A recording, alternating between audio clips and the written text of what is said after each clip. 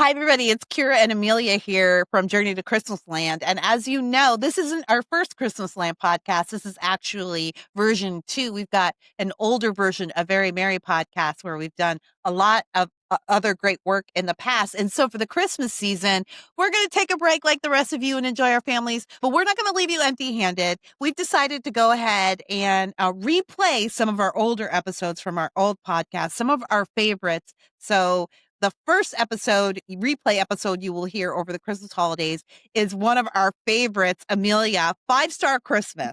Yes, we watched 5-Star Christmas quite a while ago, but it has been one that we mention all the time. So when you hear us talk about hot sassafrass, this is where that comes from. Hot Sassafrass is what we call one of the main characters, played by Victor Webster, and you'll find out why when you listen to this episode. And this movie, it's a little bit different than the traditional Hallmark movie because it is laugh out loud funny. It still has a lot of the rom-com kind of feel to it, but it's maybe a little bit heavier on the com part of it. I don't know. It's pretty romantic, but it is so funny and so good. It's one that I bought so I can just watch it whenever. I watch it every Christmas. Hilarious. So good. I wish they'd make a sequel. I love it. I think everyone's going to love it. Journey to Christmasland listeners will recognize the lead actress, Bethany Joy Lenz, who was in one of our first episodes of the season, one of them, Biltmore Christmas. Yeah. We've got so many Christmas names floating around in our heads. Yes. But this really was one of our favorite movies to watch. Genuinely funny. If you haven't watched it, you should definitely go watch it. Go watch it and then come listen. And then come listen. And if you have a newbie to Christmasland, like a new Hallmark or Christmasland like person who doesn't watch these movies, this is a great movie to introduce them because it's genuinely entertaining. I'm so excited to be able to just provide it for the listeners for this Christmas. Yes. So have fun. Yeah. Well, I hope you guys enjoy a 5-Star Christmas, also known as Hot Sassafrass. Merry Christmas, everybody. Merry Christmas. Who is also the host of Growing Patriots. Amelia, Merry Christmas. Merry Christmas. How are you doing this week, today? We're recording like multiple times a week. I don't know. I keep thinking week to week. It's good. I'm about to start wrapping presents, so it's about to get really Christmassy up in here. Oh, man. I had to rush out yesterday, and I do this every year. I forget that my mom lives on an island in Canada. And so I keep thinking, I'll send her presents like a week before Christmas, but it takes like 3 weeks to get stuff there. Yeah. So the other day, I was running around like a mad person, just getting something in the mail to her because she's all alone this Christmas. She's isolating and she's in a country that I can't visit right now. So I wanted her to have something for Christmas. Hopefully it'll come through, but I'm not a very responsible person. Anyways, let's get right into this because we've got a lot to talk about today and our time is limited. I've been, as always, watching Hallmark, and it's so cute because this week my husband's not been feeling well. And so he's been home from work and watching TV, and I came upstairs the other day and he was taking a nap and he was watching the Hallmark Channel. See, the men secretly love it. They do. I actually discovered the Hallmark Channel through my dad because he had been watching it and loving it. And so he got my mom into it. And then I was home for a visit for something, 10 years ago. And we started watching them. And now you guys all watch together. You guys are like a little club. Yeah, we are. So I'm all about it. And I think that men secretly love Hallmark. Some of them are man enough to admit it. Some are a little shy. But I think that we need to tell the men of the world that it's okay to love Hallmark. We know you do anyway. Well, speaking of, there was a really offensive article in the New York Post yesterday. I mean, oh my goodness, I just about lit the internet on fire. A guy named Johnny Oleksinski wrote an op-ed titled "Horrible Hallmark Movies Have Been Torturing Viewers for 20 Years." It was, well, how long? And that column has been torturing us for 24 hours. It has been. I would like to cancel Johnny Oleksinski. Exactly. I'm not into cancel culture, but that guy's going down. He says, Bah humbug, I say. December 17th, 2000 was a KT extinction event for enjoyable Christmas movies. And that little film, he's talking about the very first Hallmark Christmas film, starring John Boy from the Waltons, ushered in an era in which, as the weather gets colder, the American public gets dumber because they gorge themselves on Hallmark's asinine Christ mush. A whole month before shopping malls put Mariah Carey's All I Want for Christmas Is You on repeat, Hallmark Channel is already showing its wintry movies around the clock. In freaking October. Yeah, Johnny, it's awesome. Even worse, the tasteless tradition has started spreading to streaming services. Yes. Excuse me? This guy. Excuse me. This guy. Talk about tasteless. We need to start a petition to have him removed from the New York Post and Life. He should never work again, in my opinion. No. Mm-mm. He says, even worse, the tasteless tradition has started spreading to streaming services such as Netflix and Disney Plus and has grown out of control. Schlock has replaced decent Christmas movies as the main event. And then he goes on to quote better Christmas movies like It's a Wonderful Life, Miracle on 34th Street. I guess we're just supposed to keep watching those movies over and over again. Well, and I do watch those movies every single year. But that doesn't mean that I can't watch 539 Hallmark movies too. I've got time, Johnny. I have time for Christmas. I'm sorry that you don't.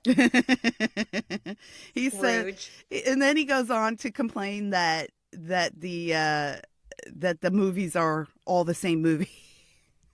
Like, yeah, okay, we know. Yeah, we know. Johnny, but they're also all very original. No, it's true. Johnny needs like a dose of the Christmas spirit. Yeah, he really does. Yeah, he needs to be like... He needs to lighten up and just embrace it. Yeah, he needs to be visited by like a ghost after he goes to sleep tonight. Yes, a ghost of Christmas past. Mm-hmm. And then they need to take him through his whole life to show him why he's so damn bitter. Johnny, we like Hallmark and we're intelligent people. We don't think it's a dumbing down of America. And, you know, if we want to be a little more serious about this discussion, Amelia, I kind of think what's attractive to people about Hallmark movies is the same thing that he finds attractive about movies like Miracle on 34th Street. They're comforting. They feel like comfort food. They feel warm. Yeah. The world is stressful enough. We want our Hallmark movie. We want it to be predictable and wonderful and feel good. And that's enough. That's fine. That is okay enough. To like those things. Yeah, it is enough. Like life, especially 2020, life is unpredictable enough. What's wrong with sitting down to a movie where I know that the people I want to be together are going to get together at the end, where people get what they want, where people love each other, no one's arguing over politics at the dinner table, and it's beautiful people to look at. It's a lovely escape into the world of Hallmark.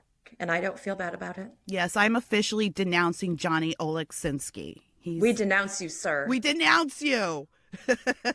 You've been denounced. All right. Well, I'm going to start with the movies this week. Okay. I watched a movie that I actually quite enjoy. I always qualify them with I actually quite enjoyed them. I enjoy them all. I don't know why I feel the need to make people to reiterate that I enjoy it. And now for something completely different, I enjoyed it. I have a movie here. Let me see. I made sure to pull up the cast list. Okay. The movie I watched this week that I really liked was A 5-Star Christmas. It's a new one this season, and it stars Bethany Joy Lenz. Okay. I know her. Yeah. And Victor Webster, who I've never seen. I like him. I've never seen him in Hallmark before. I'm not sure if he's been in, maybe he hasn't been in Christmas ones before. He's been in lots of the summer ones. Okay, well, he was very manly. He was very masculine. He is. I was a little bit surprised. He was like usually, he was more masculine than probably, all of the other ones combined. Yeah, probably anyone that I've seen. Let's see. So the movie is about a family who meets for Christmas, and Bethany Joy Lenz plays Lucy. And are there any Christmas names in here? No, there are no Christmas names in here. Hallmark, you're slacking. Bring back the Christmas names. She's Lucy. Victor Webster plays Jake, the love interest. And Lucy's going home for Christmas. She's going to meet up with her brothers and sisters at her family home in, I didn't catch the location. It doesn't matter. It's a wintry location. And the family home is a beautiful big cabin that her dad bought because he was a park ranger. So he bought it like in the middle of kind of small town, woodsy mountain area. Okay. Lucy loves Christmas. She is like, the movie opens up with her getting ready to leave the office, and she's grabbing things and this and that, and happy holidays, Merry Christmas, and she's got her red on, and she's so excited, and she gets in her car. So I'm driving up to the mountains to see my family, and she's going to meet her brother, her little sister, and her brother and his wife and her dad and her grandpa. They're all going to be there. So she drives, and on the way she stops at her favorite candy store to get a very special Sassafrass candy cane. Ooh, which okay. sounds disgusting. But it really does. Yeah, I don't know if you've ever tasted sassafras, but it's like an I have, herb. and that does not sound good to me. It does not sound good for a candy cane. But I guess this is the device that we use to have them meet cute. So she goes to the corner to the candy store and says, "Hello, Mr. Candy Store owner. I'm back in town. Do you have sassafras candy?" He said, "I think there's only one left." And she reaches into the jar to get the candy cane. What do you think happens? I think somebody else reaches into the jar and their hands touch. Yeah. How did you know? I'm just really good at this. Yes, exactly. That's exactly what happened. I don't know, can you believe it? Two people wanted the same candy cane at the same time.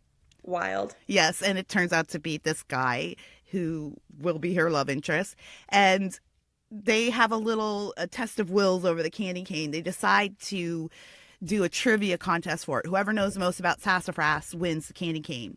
Yeah. Well, I would lose that in an instant. Well, they were I know both nothing about sassafras. They were both incredibly knowledgeable about sassafras. And he won. And so she insisted that he take the candy cane, tried to give it to her, but she said no. And then in the end, he ended up leaving it for her. So that's how she meets our love interest. She continues on her way. They say goodbye. Of course, she thinks she's never going to see him again. Why would she? No, what a random meeting. And she goes up to her family's cabin, which is gorgeous, which is actually a location I think that Hallmark uses a lot. I've seen this building in a few things. And her father, in their absence, has turned it into a bed and breakfast. Not telling anyone in the family. They just arrive for Christmas. Oh. Yeah. They just arrive. Okay.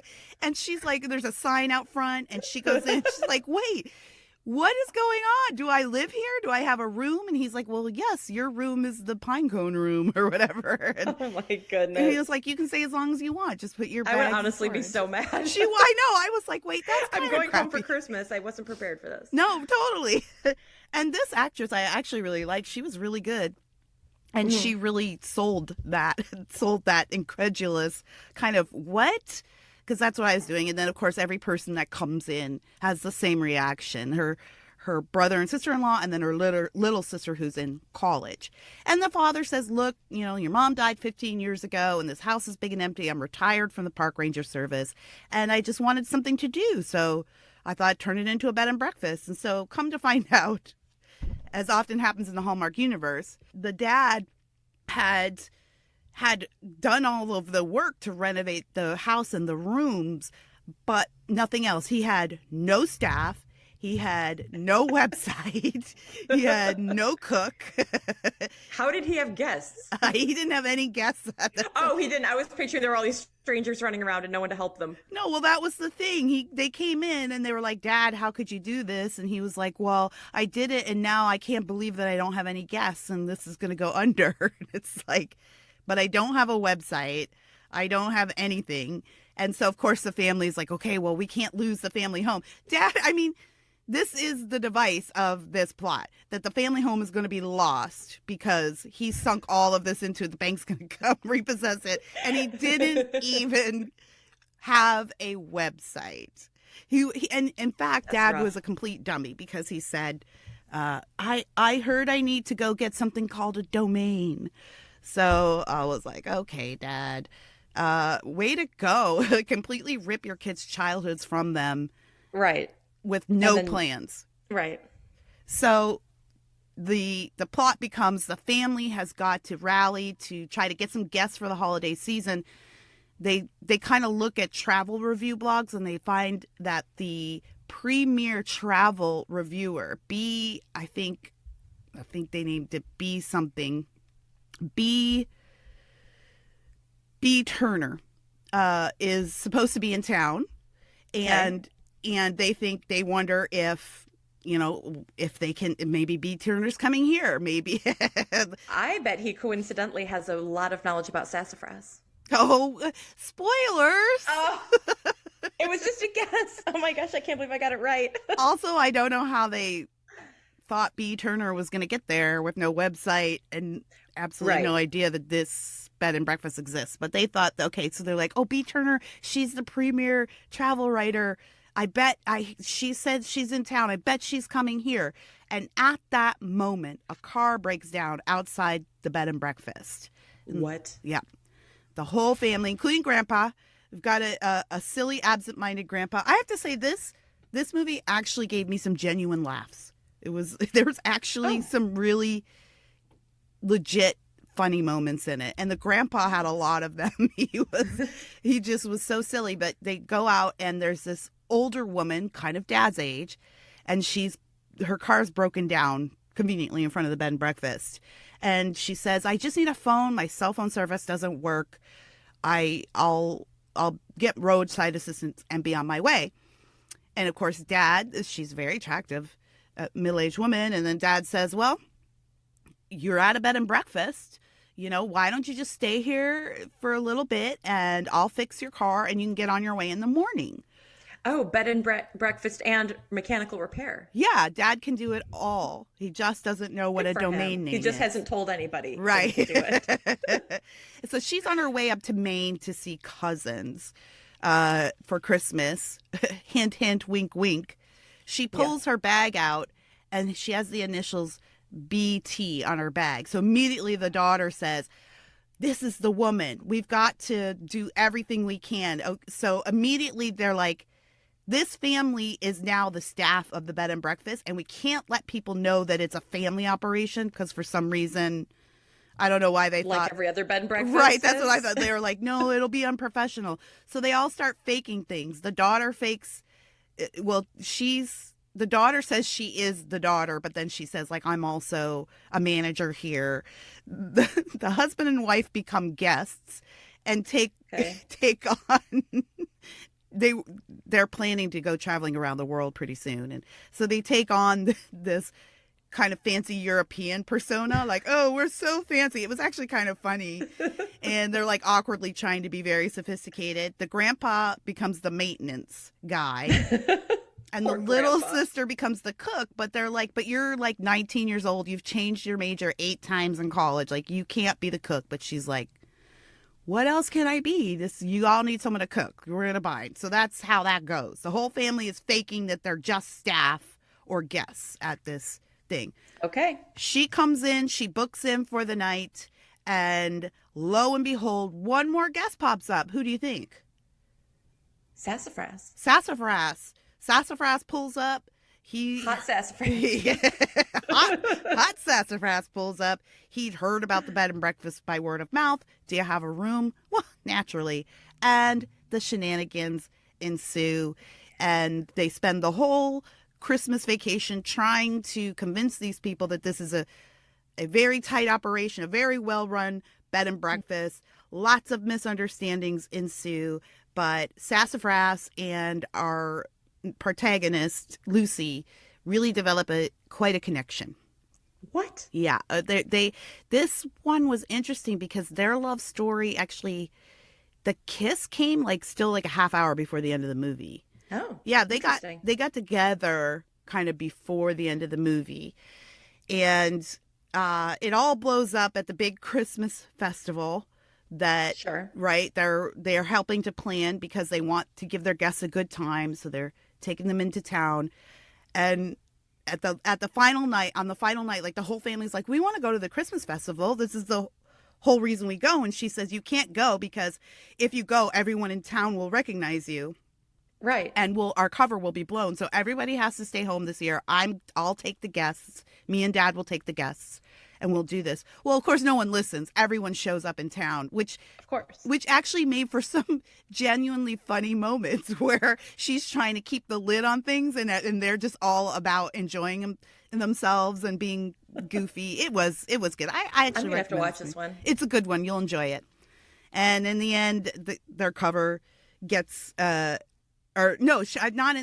cover doesn't get blown at that moment, but they manage to keep a lid on it. They all go back for a little bit of Christmas dinner or pre-Christmas dinner, and everyone's having a great time around the table. She's kissed this guy. It's obvious they're into each other. It's obvious Dad and fake travel writer are into each other.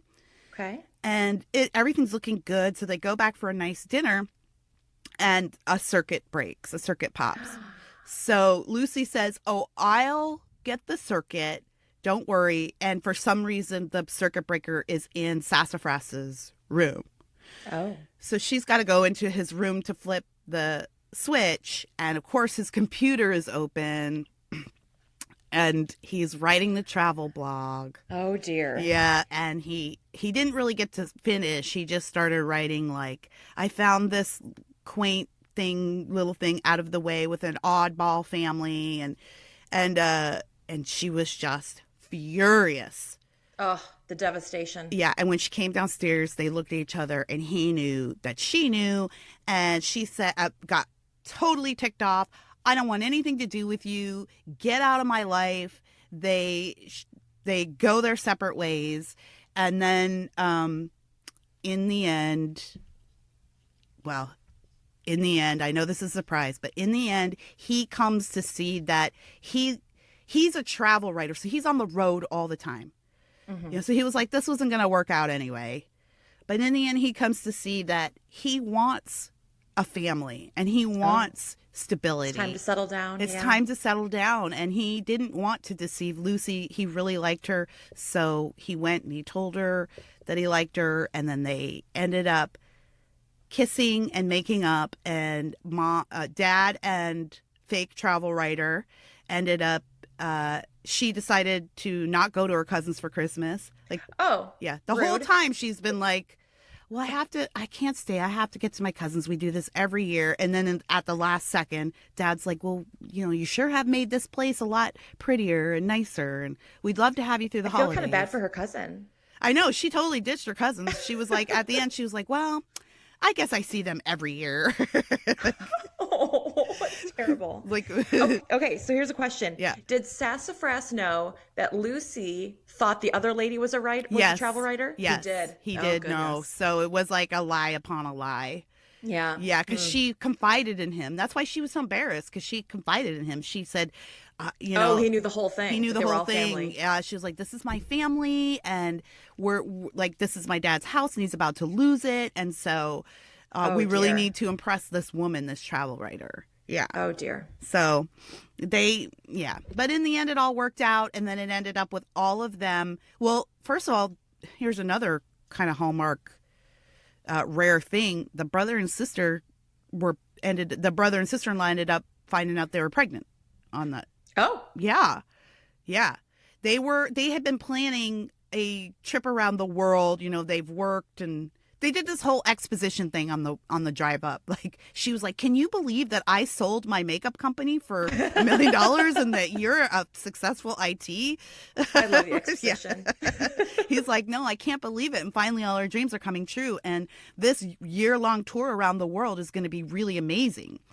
And then she finds out she's pregnant, and there's that little thing. And then it was sweet, though. It was a sweet moment. And then she says, but we can't do all this stuff. And he says, this is the best thing ever. Don't worry about this. This is, of course, wonderful. And besides, we don't have to do it the way everybody else does it. We don't have to be the same kind of parents as everybody else, which made me laugh.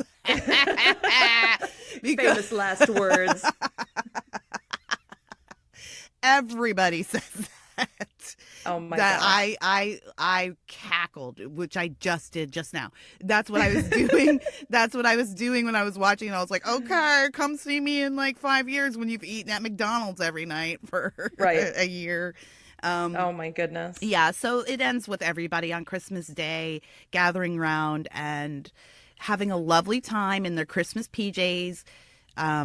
Sure, she's only known Sassafrass for a few days, but they're curled up on the couch like they've known each other he's forever. ready to change his whole life for her. Yeah, and he did literally overnight, and now they're opening Christmas gifts together on Christmas morning. That's how love is. And that is the end. That is a 5-star Christmas. That sounds like a good one. I'm going to have to watch that.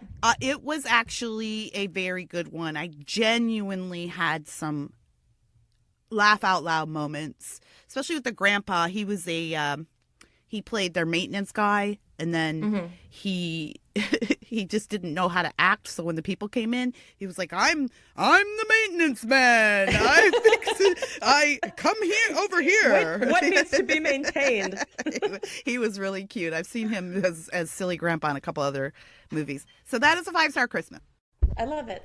Let's go through the tropes. The misunderstanding is obvious. The misunderstanding, yes. The travel writer double deception. Yes. Sassafrass is not who he says he is. And neither is the other. And the lady, he wasn't the hot middle-aged lady, was not the writer, even though he knew that she thought that. Okay, it's all very confusing. Right, which is why the dad was kind of like not wanting to be too forward with her, because he wants to keep it professional. He wanted to keep it professional, but he was like really liking her, and it was making him sad because his wife had been dead for 15 years, and here comes this lovely lady, and she's bringing him joy, but he doesn't want to mess up the thing. I get it. Yeah. I get it. Well, I'm glad it worked out for him. Yeah, me too. Precocious kid? Precocious kids. I don't think there were any in this movie. Oh, goodness. No precocious children. No, and everyone was childless except brother and sister-in-law who were growing one. Okay. And I choose to believe that child will be born precocious. Well, yeah. I get that. What about snowball fight or snow angels something? Yes, I believe there was a snowball fight. There was a couple. I think there was, and there was snow. I think they happened at the same time, and there was snowman building. Oh, okay. Which was hilarious because they're like just this. Honest to God, the bed and breakfasts in Hallmark movies seem like absolute nightmares to me because there's all these activities that they plan. Right. I want to sit here. Right. And they're watching like, Netflix. Yeah. Not doing the thing that I see. Yeah. They're like, it's time for the snowman building portion of Bed and Breakfast Land. And it's like, I'm very busy sitting here. Yes. So they had a snowman building thing. Yeah. Okay. Was there some kind of a challenge or like a Christmas Eve deadline for something? The Christmas Eve deadline, I think we could count that the town Santa flaked off, and they needed the town festival to go because this was one of the activities that they were pitching to their guests. Yeah. So they weren't sure what to do, and then in the end the dad ended up being the Santa Claus and saving the Christmas festival. Okay. Yep. Now, if I know that you're not really a Santa lover like I am, like crazy about Santa. Right. You find it highly offensive that my family has never done Santa. My kids have never believed in Santa. I do. I don't want to talk about it. It's too upsetting. I asked my daughter the other day if she felt gypped out of something because we didn't do Santa. If she felt like we were cruel, and she said no. She said she didn't care. So there. But if Sassafrass was playing Santa, would you have waited in line to sit on his lap? Hell yeah. He was a snack. This guy was a snack. He looked like he could fix my roof and, fix other things, if you know what I'm saying. In your basement. Just me, my... Terrible. This is a Hallmark podcast. What I meant was fix my plumbing. I meant basement. But that sounds worse, too. Never mind. He was a hunk. This guy was a hunk and a half. He may have been too hunky, but... So for anyone who enjoys his hunkiness, you need to watch. There's a summer one. I'm trying to remember what it's called. If you Google it, you'll find it, though. He is a chef, and he's in France, I think, for the summer, like doing some French chefness. And his sister doesn't realize he's going to be at the family chateau for the summer. Because everybody has one. Right. And so she's a literary agent. So she sends an author that she knows who has writer's block to go spend the summer at the chateau. And the chateau has room for both of them, but the two really don't like each other. But I suggest this movie for you because he spends a lot of time at the pool. Okay, fair. I will go find this movie. I will go find this movie. And maybe when we get to, like, maybe next summer, we should do like a couple of bonus Hallmark podcasts and do some summer fare. I think it's only right. Yeah, review some summer hunks. Okay, yep. So that's that. Falling off a ladder, slipping on the ice. Slipped on Anyone get caught? Okay. Yeah, she got caught. Slipped on the snow. And then it was actually a little bit sexy. She slipped on the snow and hurt her ass and I guess her ankle. And so he helps her inside. He's like, we got to put ice on it, of course. He helps her inside, and then he just like very casually puts his hands under her arms and lifts her up onto the counter. I was just like, ooh, where is this going? Well, you just got to pack a pea. Yeah, you just got to pack a peas out of the freezer and put it on her. It's like a very thirsty Hallmark. It really was. It really was. So yeah, there's that. Have we hit all the tropes? I think so. Yeah, as far as I can think of, the big event. The big event was the Christmas fest, which was Christmas Eve, and yeah, I think we got it. And in the end, as it turns out, I didn't tell you this part, that the little sister turns out to be actually a very talented cook. I did not see that coming either. Yeah, so that was her true passion the whole time. That was her true passion. So she had 9 majors, but wow, it was just, she should have just been cooking. So that is a 5-star Christmas, and everyone lived happily ever after. And you give it 5 stars. I give it 5 stars. I'd stay in this bed and breakfast, but I would not participate in any of the activities. That's fair. All right. What about you? What you got? Okay, I did not love mine. Like it was fine. It wasn't like turn off the show kind of thing. Yeah. But I don't know if it's one that I'm going to have to watch every year. It was Time for Us to Come Home for Christmas with Lacey Chabert, which is not to be confused with Time for Me to Come Home for Christmas. Yes. Last year. I was looking up that movie and I'm like, wait a minute. They're running out of I did the same thing. I was like, didn't I see this? That wasn't a Lacey Chabert movie. And then at the end of this movie, they sing a song which was written at the end of the first movie. Because in the first movie, the guy's a musician and he's like, I need a Christmas song. I can't think of a Christmas song. And then, of course, he falls in love and comes up with them. And then at the end of this movie, oh my goodness, it's like a hit that these people are singing. Okay, well, that's cute. I was like, okay, Hallmark, I see what you're doing. Yeah, I see you. All right, so this movie is about Sarah, Lacey Chabert, and her mom has passed away in the last year. This is her first Christmas without her mom, and she's a big shot lawyer out in like Portland or Seattle or something. She's a busy businesswoman. But she's come back to Brooklyn, where she's from, to help wrap up some of her mother's legal cases because her mom was also a big shot lawyer. Okay. And so I love this because at the beginning, they have to, like we were talking about with the exposition, they have to like cram everything in so we know her entire backstory. So it starts with her walking down the street looking powerful. She stops at this Christmas tree farm and it's like, Mr. Smith, whatever his name is. I just want you to know that I just got done with the court hearing, which apparently he didn't go to for some reason. He had to sell the Christmas tree. I just wanted to let you know that everything is fine and you can keep your business and that, whatever, blah, blah, blah. Right, great. And the guy's like, thank you so much. I saved the best tree for you. And just like shoves a Christmas tree at her. And now she has to like carry this Christmas tree home through Brooklyn. It was incredible. He's like, here you go. Have a tree. What was he going to do if he lost the case? He would be like, I don't know. Set the tree on fire. Like, oh, I don't think I'm going to have a tree this year, but thank you. And he's like, no, this is yours. I don't know. So she just was like, Christmas trees are unwieldy. They're not particularly heavy, but no, they're very difficult. There's all those needles and sap. And I just feel like walking through Brooklyn with a Christmas tree. I don't know. You're going to be bumping into people. They're not going to take it well. I just didn't. I bet it's not that uncommon though, because how else do people in New York get their trees You're home? not going to drive home with it. But maybe you'd have 2 people so that one person could carry one end and one person could carry the other. I don't know. Yeah, but she's obviously lonely because she's probably pretty busy, right?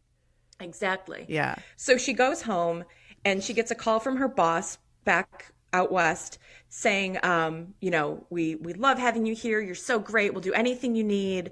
Do you think you're still going to be able to come back in January? And she's like, yes, I'm wrapping up the last of my mom's cases. I'll be back in January. I'm so excited to be a part of your big fancy firm. And he is like, well, to show our appreciation, we've sent you a surprise Christmas present. it should be there anytime. So after the call, she goes outside. There's no like big giant present, but there's this red envelope in her mail saying that she has a reservation at this inn. So she just assumes that it's from her boss or from the company. Right. And goes to this inn. Okay, yeah. I like it when people get surprises in Hallmark, but they never follow up on the surprises. Like No. it could be an invitation from a serial killer, but Right. Again, the surprise is murder. So she does call her boss, but she leaves him a voicemail being like, "Thank you. This inn looks beautiful. I'm so excited to get some time away, blah, blah, blah."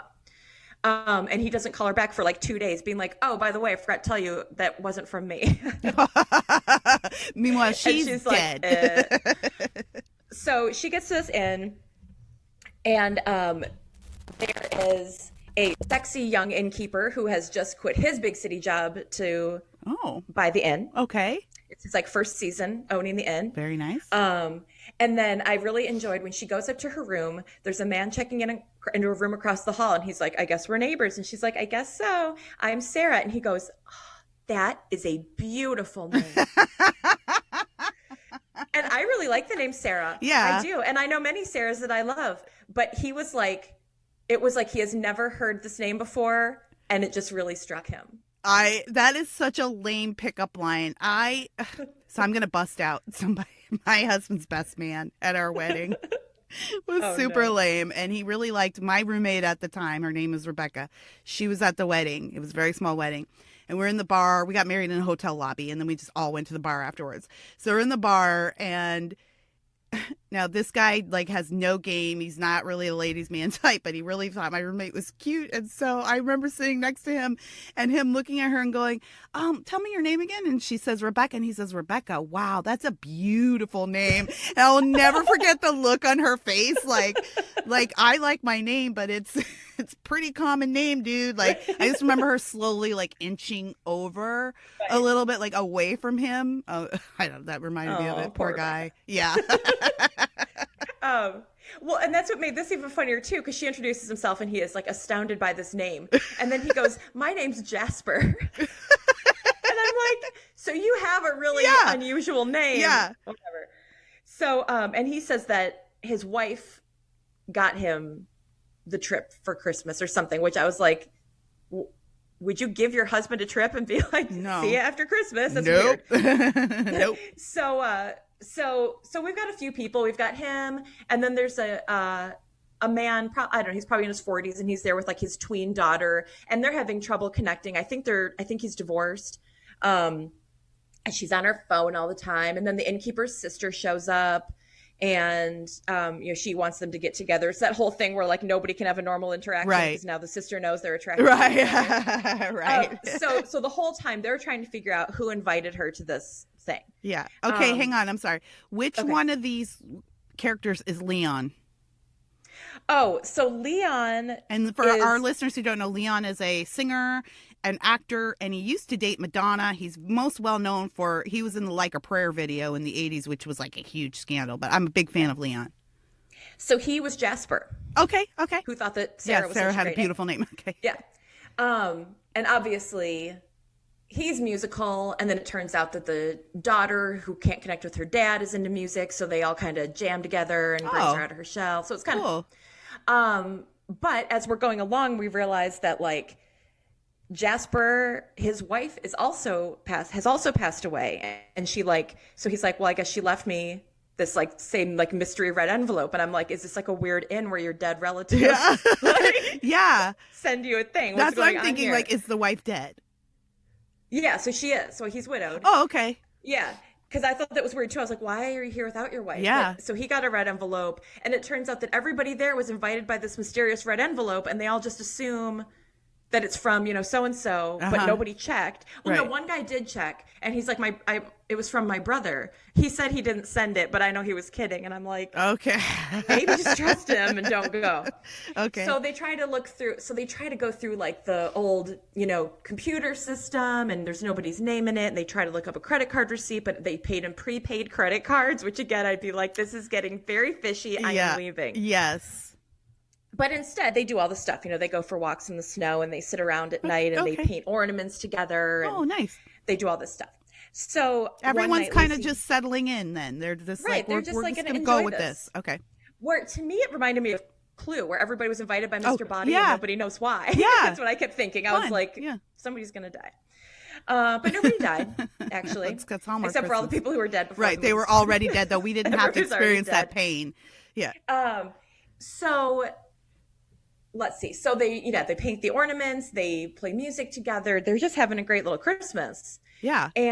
But meanwhile, they are trying to solve the mystery of who invited them all. And it turns out that they were invited by Frenchie. And Frenchie is the woman who just sold the inn to the young innkeeper.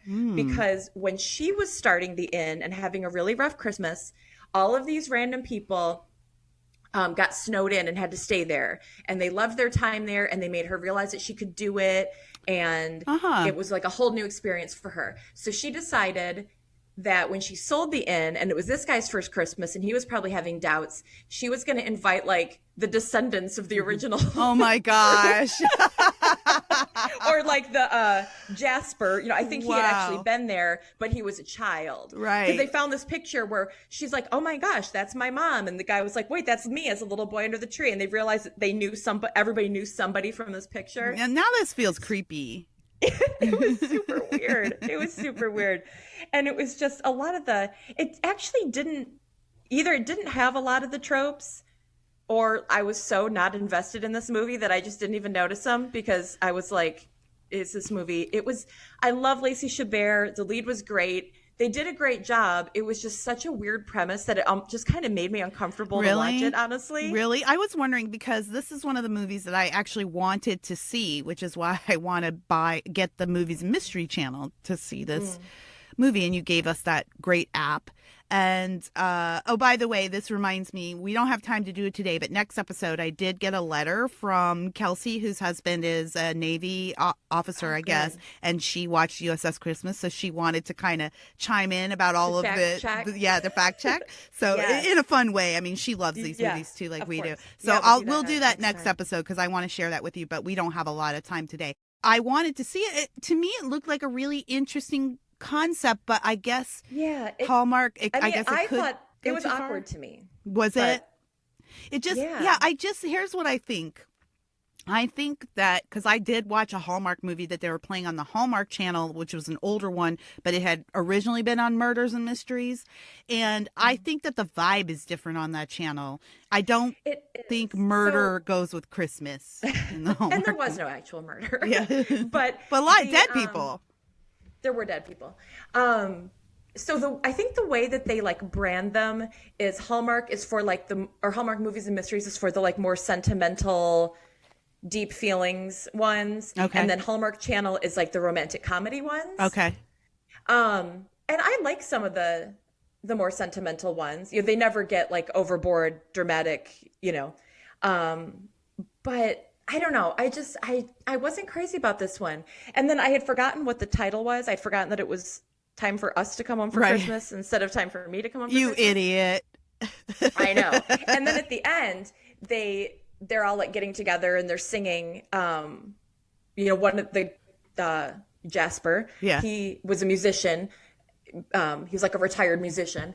And so he's singing this Christmas song, which I guess was one of his from like the 60s or something. Oh. And then the dad and the daughter are playing along and singing along. And I was like, this song is so familiar, but it's not like a regular, I was like, it's not like one that I hear on the radio on my little Sirius Christmas channels. Like, where do I know this song? Oh, it's the song that the guy wrote in Time for Me to Come Home for Christmas. So it's not even like they made it a song by the same star to make you go back and watch the old one. Yeah. Or if they did not do a good job of making that clear, because I just thought it was a Leon song. Yeah, that's kind of a missed opportunity there, because either it's clever or lazy. Right. Either one, like they just didn't want to have to buy the rights to a new. That's what I was thinking. They were like, we already have this song that we bought, so. And so in the end, I'm gonna put my bets down on that Lacey got together with the innkeeper. Did they fall? They did. Yep, they worked it out. And what about Jasper? Did he get a happy ending? Sorry, this is a family podcast. Basements and happy this is an endings. edgy episode. He's doing okay. Like, he's, hanging out with the other families there and feels like he's found a new home. Okay. And, All right. And then the other people reconnected. Yeah, and the guy and his daughter, Yeah. are friends now, and they're playing music together, and they understand each other a little better, and all that kind of jazz. Okay. Very nice. So should we go through the tropes, or are you saying there just weren't a lot? Was there a snowball fight? Aside from decorating ornaments, Lots of decorating. So, like, there was a craft involved, but there wasn't really. There wasn't like I guess I suppose the challenge was figuring out who sent them. Right, it was figuring thing. out who Yeah. invited them all. All right. Well, maybe I'm not so hard pressed to see this movie then. Yeah. Although we're What's both my huge fave? Lacey Chabert fans, and Yeah. in the Hallmark universe, not my fave means still sit down and watch it. Right, exactly. All right, we're running out of time. Let's move on quickly. I want to tell our listeners that today's a tight episode. We both have stuff to do, so we're not going to work on this story today, but Amelia and I are going to work. We have to write a couple paragraphs of the story to get the AI going. So we're going to work on that ourselves over the weekend, and then next episode we'll plug it into the AI and see what the AI gives us. So we haven't forgotten. Mm-hmm. Okay, I want to ask two questions. The first question, second question will be any nominations you have for future Hallmark stars. Okay. First question is, in the Hallmark universe, by the way, I watched Switched at Christmas the other day. Oh, okay. Yeah, you called it the Christmas Switch, but it's Switched at Christmas. That's Amelia. embarrassing for me, and I God. apologize. Oh my I hope we're gosh. still friends. I know. I was like, Amelia is so stupid. So stupid. So stupid. It was super cute. You're right. I did like it. Back in the era when they didn't really have the budget to film in colder months, so they just had to put a bunch of bubbles on the trees, and then This was from last year. oh shoot. It's so green. The whole thing is so green and sunny, and there's just soap bubbles everywhere. Like the trees are dripping with soap because that's how they make their snow. But it was super cute. Anyways, I just wanted to tell you that it was a really it was a really cute movie. But in that movie, both sisters, Candace Cameron plays twins. They both have to plan a Christmas party, and everyone's always planning Christmas parties. And they plan the party, and then inevitably and it's just a plain party, or it always ends up being just hors d'oeuvres and some music and maybe a cookie decorating station. And everyone's always like, "This is the best party ever! How did you ever put this together? No one could have ever done this." Right. And I'm always like, these parties are always so plain. These are very average parties. These are nice parties. I know it's not easy to throw a big office party, but I mean, come on. So I wanted to ask you if you had any ideas for if you were in the Hallmark universe and you had to throw the office Christmas party to impress anyone, what elements would you put in your office Christmas party? So when I was thinking about this, I think the problem with the parties that they have is that they are so average and generic, and you could sort of plug that party into any group. Yeah. I feel like they just need to be a little more customized to whatever the group is. If they're working at, I don't know, a bakery, there could be more. I mean, that's a terrible example because obviously there's going to be bakeries at a party anyway. But I mean, you can like give things a little bit more of a theme. You can have, music that kind of goes with a vibe that you're trying to set rather than just whatever DJ set list he's playing at every other Christmas party. And I think that is the biggest problem that I have is that they are so generic and can be applied to absolutely any Christmas situation. I don't feel like it's just one thing, although I feel like they're always very brightly lit. And you feel like you're still at the office. Yes. That's one thing that I do notice. Worst. You don't want to see, like, once you start drinking that Christmas punch, no one wants to see their sins on the copy machine. Exactly. Okay, fair enough. So I was really thinking about it, and I was thinking, like, I was actually thinking about I don't know if you've ever seen the movie Office Christmas Party.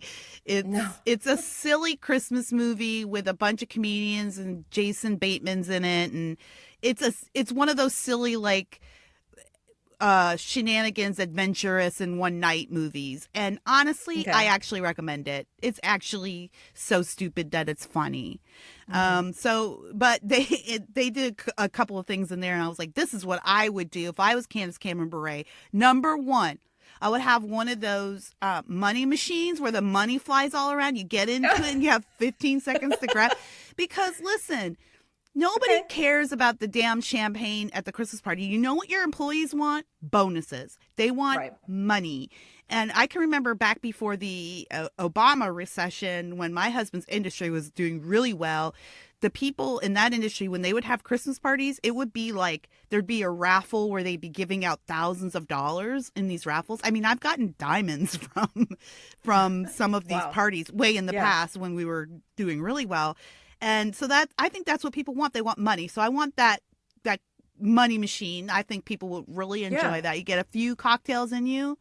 That's a Christmas party. And then one of those fake snow, like a snow machine, not with real snow, but just with like the fake paper snow. Yeah. And then you blast it. And I got this idea from Office Christmas Party, but then you just put a bag of cocaine in it and just blast that out. I'd like to Okay. see the Hallmark office party with everybody high on cocaine. I would like to see HR the next day being like, what did you do? That's how I would do it. I don't know. I like your idea better though. I do like the money machine. I think that's actually a brilliant idea. I like your idea better though. Just like more thematic. Yeah, and just kind of thoughtful. It's like Yeah. for all the work they put into it, they don't put Yeah. a ton of thought into it. Cookie decorating station. Yeah. Music and And even that stuff, you can have cookies, but like, what about some shapes that aren't, a bell or an ornament or whatever? You can Right. make this fun. well that and in Switched at Christmas. One of the things that Candace Cameron Bure did, which I thought was clever, was they worked at an architecture firm, and so she built gingerbread houses to represent all Yes. of their buildings for the year that they had put Yeah. up. So I thought that was kind of clever. Yeah. Yeah. That kind of stuff. We need more of that. Yeah, we need more of that. All right, we've got to move on because we're coming up against our deadline here. Amelia, have you put any thought into any future Hallmark stars? I think at the end of our podcast season here, I'm going to compile this list and send it to Ooh. Hallmark. That's yeah. Yeah. I like it. So I have a wacky one and a more realistic one. Okay. But I think that it would be hilarious to get James Franco in one. Oh my gosh, yes. He would do it too. And he would be so earnest. Yes. Oh God, we got to make this happen. I really want James Franco He in would one. totally do it too. I know. All right, that's a brilliant one. I like it. Going on the list. And then my more realistic one was, how much did we all love Jonathan Taylor Thomas in the 90s? Oh. Yes. I wonder if he's still working I don't know. or if he wants to. I'll look him up while you tell me yours. I heard he had a real tough time in Hollywood when he was a kid, and so it kind Oh. of burned him. But maybe now that he's an adult, maybe he's ready to get back into some more tame. Yeah.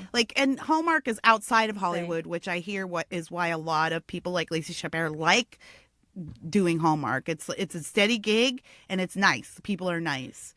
So it looks like he works here and there, but he's not like, Okay, it's not like hugely Yeah. pursuing acting, but doing Yeah. a little bit. Okay, well, he's So, yeah. available.